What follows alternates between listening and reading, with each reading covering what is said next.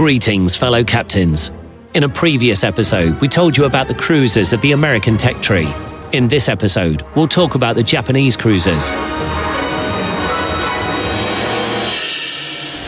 Although grouped into general types, cruisers, battleships, destroyers and aircraft carriers, ships are nevertheless unique in each country. The Japanese cruisers are a perfect example. They occupied quite a specific niche, night hunters, able to strike any adversary, even significantly larger ships.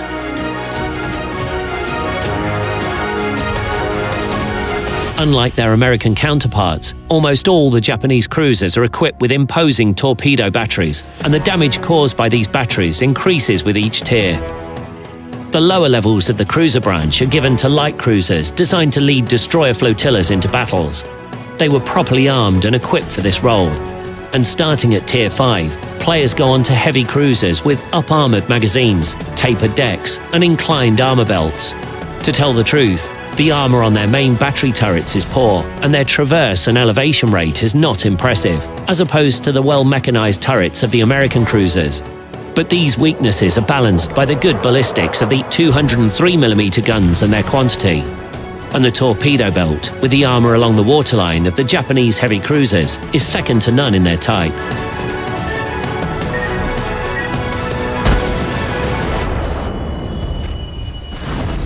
Tier 2 greets the player with the sturdy cruiser Chikuma, built after the Russo-Japanese War and taking into account lessons learned from those battles.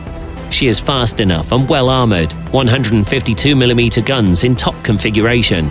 But this ship can't be called ideal even for her time, because of her lack of side armor and a somewhat ineffective placement of the turrets. Yet this distribution was typical for ships from the end of the 19th through the first 2 decades of the 20th century.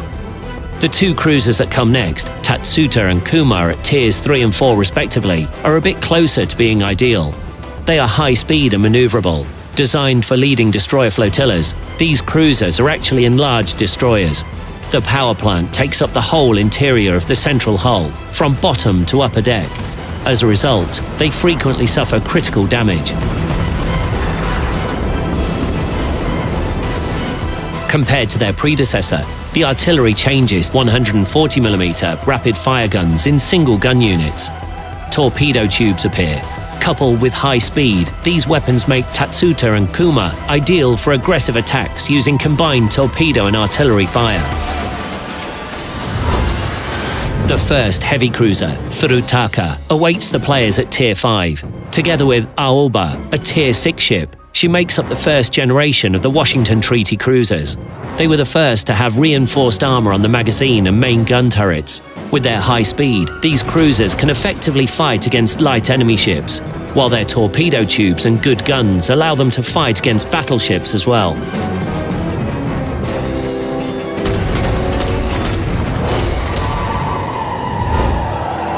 The Tier 7 cruiser Miyoko differs from her predecessors, primarily in her reinforced main battery artillery, 5 turrets, and improved armor, including a torpedo belt that is really impressive for a cruiser.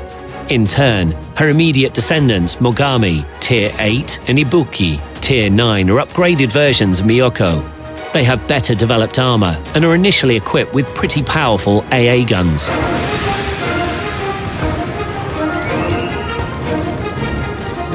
Yet Mogami is worth a separate mention. This cruiser was built with 5 3-gun turrets having calibers 155mm. Such design was meant to cheat the limits set by the Treaty of London. Cruisers with caliber up 155mm were not considered heavy, but shortly before the war, all ships of this type were refitted with 203mm guns. This upgrade brought them in line with heavy cruisers in terms of their gun power.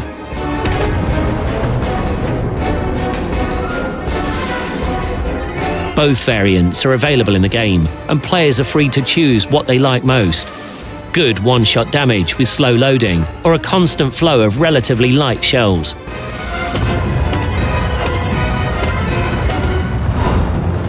The Tier 10 ship, Zeo, is the principle of the Japanese ship design industry. It was not built in reality.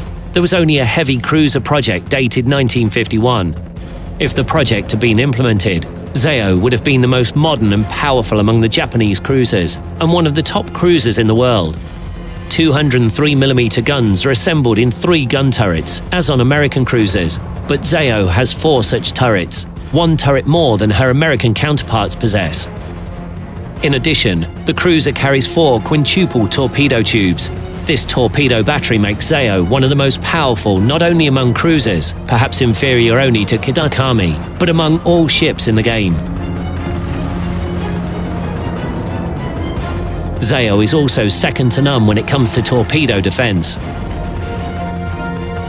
Summing up, we can say that the Japanese cruisers are unique in many aspects and differ from cruisers of other nations. Their main features include good dynamics, plentiful artillery, and powerful torpedo batteries.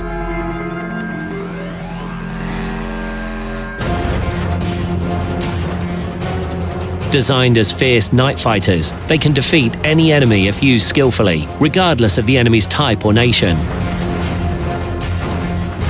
In our next episode, we'll talk about the most threatening opponents of cruisers, the mighty battleships.